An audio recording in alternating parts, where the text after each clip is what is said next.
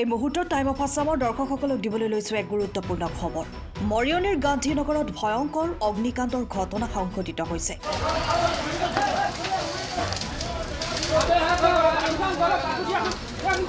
মৰিয়নি পৌৰসভাৰ ৫ নং ৱাৰ্ডৰ ৱাৰ্ড মেম্বাৰৰ বাসগৃহত সংঘটিত হৈছে এই অগ্নিকাণ্ডৰ ঘটনা।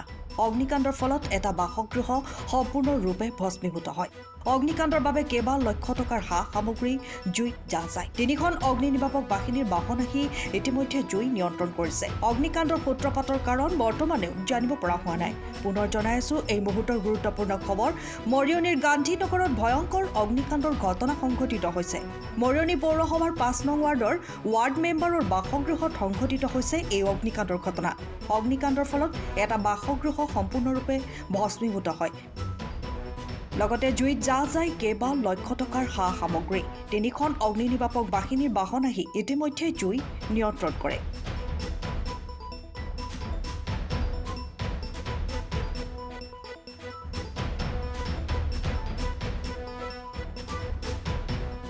সময়ৰ খবৰ সময়ত পাবলৈ ফ'ল' কৰক টাইম অফ আছাম।